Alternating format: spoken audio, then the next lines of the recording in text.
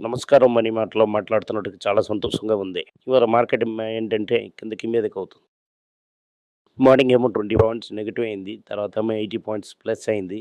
ఇప్పుడు ఏమో 80 పాయింట్స్ మీదకెళ్ళిందని ఇప్పుడు నా 40 పాయింట్స్ ప్లస్‌లో ఉంది. ఈ మీద కింద అవ్వడం చూస్తా ఉంటే పెద్దగా పెరగదు.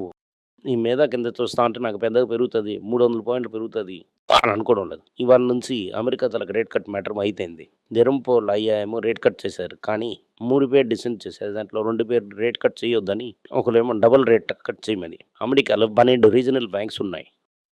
దాంట్లో 8 రీజనల్ బ్యాంక్స్ ఏం చెప్తున్నాయంటే, మీరు రేట్ కట్ చేయకూడదని. ఓవరాల్‌గా సైలెంట్‌లీ ఒక డిసెంట్ ఉన్నది.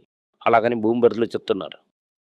ఈ సైలెంట్ డిసెంట్ అన్నది ఫోర్స్ చేసి నెక్స్ట్ మే వరకు రేట్ కట్ ఉండదని క్లియర్‌గా తెలుస్తున్నది. ఎంటైర్ 2026లోని ఒక రేట్ కట్టే ఉంటుంది అని క్లియర్‌గా తెలుస్తున్నది. ఇలాగ వన్ రేట్ కట్టే ఉందంటే గోల్డ్ 4800కి వెళ్ళదు. రేట్ కట్ లేదంటే చాలా కష్టం. కానీ గోల్డ్ వెండికి చూసామంటే రూ. 34 పెరుగుతుంది.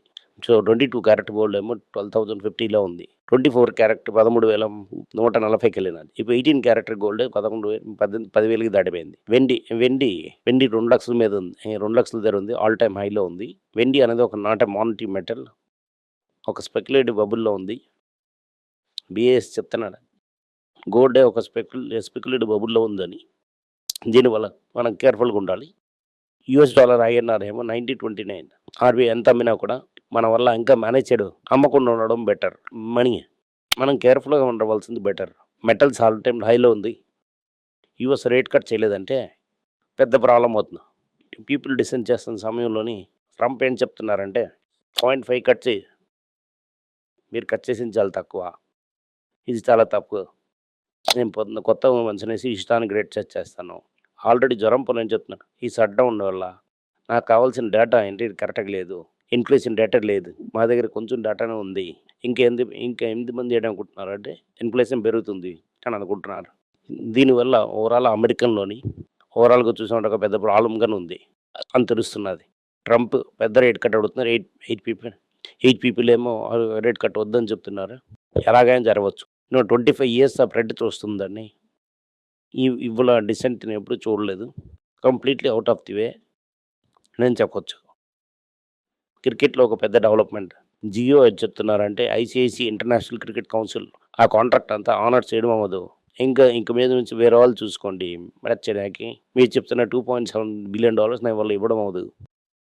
ఇంకా ఇక నుంచి రెస్ట్ ఆఫ్ ది మార్కెట్ నుంచి 1.5 బిలియన్ చేస్తానని కట్ చేసి మా వల్ల ఇంత లెవెల్‌లో ప్రాఫిట్ చేయడం కష్టం. ఐసీఐసీ హెడ్స్ మీరే చూసుకోండి అని చెప్పి ఇది నెక్స్ట్ సైకిల్ 27 వరకు ఆ సైకిల్‌లో ప్రాబ్లమ్ ఉంటుంది. 27కి ఒక 30 సైకిల్‌లోని $3 బిలియన్ వాల్యుయేషన్ చేసిన ఇంటర్నేషనల్ క్రికెట్ బోర్డ్ ఇప్పుడు 0.4 బిలియన్. దీనివల్ల ఏం తెలుస్తుందంటే ఇది ప్రపంచంలోని 80% డబ్బులు ఇండియాకొస్తుంది. ఈదర్ సోనీ చేయాలి లేకపోతే స్టార్ చేయాలి. లేదంటే అమెజాన్ చేయాలి. ఈదర్ సోనీ చేయాలి లేకపోతే స్టార్ చేయాలి. లేదంటే అమెజాన్ చేయాలి. అమెజాన్ మాత్రం న్యూజిలాండ్ రైట్స్ మాత్రం తీసుకున్నారు. సోనీ కూడా ఇంట్రెస్ట్ లేదు. వీడు కూడా ఇంట్రెస్ట్ లేదు. స్టార్ కూడా ఇంట్రెస్ట్ లేదంటే ఐసీసీ ఓవరాల్ అదోగది.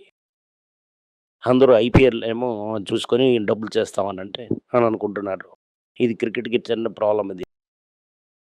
ఇండియా డామినేట్స్ ఇంత స్ట్రాంగ్ అవ్వడానికి తెలుస్తున్నది. టీసీఎస్ ఏం చేస్తున్నారంటే కొత్త కంపెనీ కప్పని దానికి $700 బిలియన్ కొంటున్నారు. ఇది క్లౌడ్‌కి సంబంధించిన కంపెనీ. ఇంకా వీళ్ళు ఇంకా స్ట్రెంథెన్ చేయడం అన్న దాంట్లోని మార్చడానికి లేదు. సిప్లా ఏమో ఎల్ఈడితో కలిపి జాయింట్ మార్కెట్‌లో అంతలకు మందు లాంచ్ చేస్తున్నారు. ఒబెసిటీ అండ్ డయాబెటీస్‌కి. ఇది సిప్లాకి ఒక ప్లస్ పాయింట్.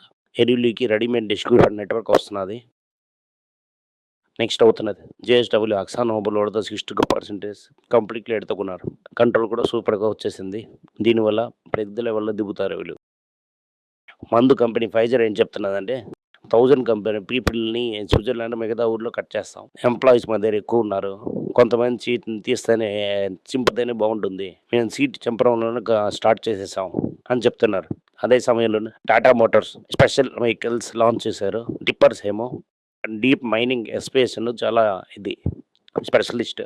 దాంతో పాటు జెన్సెట్స్ కూడా లాంచ్ చేశారు. ఇదేమో ఇది అదర్ దాన్ వెహికల్ చేస్తున్న బిజినెస్ అని చెప్తున్నారు. Electric high end vehicle pepper organise చేస్తున్నారు. ఇండియాలోనేమో ఇంత high end high end batteries tippers వచ్చింది. అలాగే కంపర్స్ మోడల్స్ టాటా మోటార్ లాంచ్ చేశారు. టాటా మోటార్లకు షేర్ పెరుగుతూనే ఉంది. డీప్ మైనింగ్ అంతా స్టాక్స్ అని వారు ఇచ్చేస్తున్నారు. అది అవుతున్నది న్యూస్. నెక్స్ట్ అమెజాన్ ఏంటి చెప్తున్నారంటే ఇండియాలోనే ఒక పెద్ద నాకు సెంటర్ ఉంది. ఇంకా చాలా మందికి మేము జాబులు ఇస్తాం, ఇన్వెస్ట్మెంట్ చేస్తాం అలాగని చెప్తున్నారు. దాని తర్వాత ఇండియాలోని కోస్మాన్స్ అంతా రేస్లో ఉంది. కోస్మాల్ అంటే ఏంటి? మీరు స్పెన్సర్కి అంటే సగం షాప్ అంతా ఖాళీ ఉంటుంది. అలాగే ఎక్స్ప్రెస్ రెవెన్యూకి వెళ్ళినా కూడా చాలా షాపులు ఖాళీ ఉంటుంది. మాల్ చాలామంది కట్టేసి డబ్బంతేసి రియల్ ఎస్టేట్ ఇన్వెస్ట్ చేసి డబ్బులు వస్తారు, క్లయింట్ వస్తారని చెప్పి వెయిట్ చేస్తూ ఉన్నారు. టెనెంట్ రావడం లేదో నేను చెప్తున్నట్టుగా మోస్ట్ ఆఫ్ ద పర్చేజ్ ఏమో ఆన్లైన్ అయిపోయింది. ఈవెన్ లాట్స్ అండ్ కల్చర్డ్ కూడా ఆన్లైన్ అయిపోయింది. వాళ్ళందరూ ఆన్లైన్లో కొంటున్నారు. అలాగే ప్రోడక్ట్ కావాలంటే ఆఫ్లైన్లో చూసి ఆన్లైన్లో కొంటున్నారు. దీనికి డెలివరీకి అప్పుడు పేమెంట్ ఒక స్కీమ్ కూడా ఇచ్చేశారు. దీనివల్ల వాళ్ళందరికీ ఏమో పెద్ద మాల్లో షాప్ చేయడంలో అర్థం లేదు అని ఉందని క్లియర్ కట్గా తెలుస్తున్నది. దీని తర్వాత ఇండియాలోని హెల్త్ ఇన్ఈక్వాలిటీ చాలా ఎక్కువగానే ఉంది, క్లియర్గా తెలుస్తున్నది. అలాగంటే టాప్ 10% ఏమో నియర్లీ 70% ఆఫ్ వెల్త్ కంట్రోల్ చేస్తున్నారు. బాటమ్ 50% ఏమో simply less than 10% of the wealth చేస్తున్నారు. 6.5% ఆఫ్ వెల్త్ కంట్రోల్ చేస్తున్నారు. మెక్సికో ఇండియా నుంచి చైనా అన్ని ఊర్లోని తారీఫ్ వేస్తామని చెప్తున్నారు. దానికి ఒక పేరు ఇచ్చారు. ఇండియా నెగోషియేట్ చేసి ఆ టారిఫ్ నుంచి ఎస్కేప్ అవుతారని ఒక చర్చ ఉంది. ఇది అవుతుంది ఒక ఇంపార్టెంట్ న్యూస్. మెక్సికో అమెరికాకు లోనికి వెళ్ళడానికి ఒక గేట్వే. అక్కడే ఇంకెళ్ళడం అవ్వలేదంటే కష్టం. నిన్న మార్కెట్ అవర్స్ అయితే ఆర్కల్తో రిజల్ట్స్ వచ్చింది. ఆర్కల్తో రిజల్ట్స్ మోసంగానే ఉంది. దీనివల్ల ఆర్కల్ తరగ స్టాక్ రేట్ పడుతూనే ఉంది. $5 బిలియన్ ఎక్స్ట్రా క్యాపిటల్ ఇన్వెస్ట్మెంట్ చేస్తానని, అది కాకుండా 25% ఎక్స్ట్రా ఆఫర్ తీసుకుంటామని చెప్తున్నారు. దీంతోనే అప్పు ఈ ప్రాఫిట్ మార్జిన్లోను ఇంత అప్పు వాళ్ళు సర్వీస్ చేయగలుగుతుందని మార్కెట్ డౌట్ వస్తున్నది. దీనివల్ల రకం స్టాక్ కింద పడడం స్టార్ట్ అయింది. సిపిఐ అనియన్ కొడుకు మీద బుక్ చేశారు. ఆ కేసులను బుక్ అని అంటున్నారు. ఎఫ్ఐఆర్ ఛార్జ్ షీట్ మనకేంటని తెలియదు. కానీ ఎనీవే అతను ఏదో చిక్కుల్లో పెట్టేశారు. ఎస్పెషల్లీ డబ్బులు డైవర్షన్ కేసులో. ఇలా ఇంకా రిలయన్స్ ఇన్ఫ్రాస్ట్రక్చర్ తరక బ్యాంక్ అకౌంట్ ఫీజ్ చేశారు. దీనివల్ల నేను రిలయన్స్ పవర్ గురించి మాట్లాడుతున్నప్పుడు నేను పెద్దగా చేయలేదు. తెలుస్తుంది అన్న నెట్లోని కరెక్ట్గా దొరికిపోయినట్టు ఉంది. ఇంకా అనిల్ అంబానీ పట్టలేదు. అనిల్ అంబానీ కొడుకు పట్టారు. అంత తనకు సొంత పెద్దయ్య ముఖేష్ అంబానీ వాళ్ళ తనకు పెద్దయ్య కాపాడతారా అని వెయిట్ చేసి చూద్దాం. ఓవరాల్ మార్కెట్ సిచ్యువేషన్ చాలా వీక్గా ఉంది. ఈ పట్కట్ వచ్చినా కూడా డిసెంట్ అనేది మార్కెట్లో టెన్షన్ పెంచేసింది. ఇవాళ ఎప్పుడు ఇండియన్ మార్కెట్ క్లోజ్ అవుతుంది చూద్దాం. రూపాయి 90.29లో ఉంది. థ్యాంక్ యూ, నమస్కారం.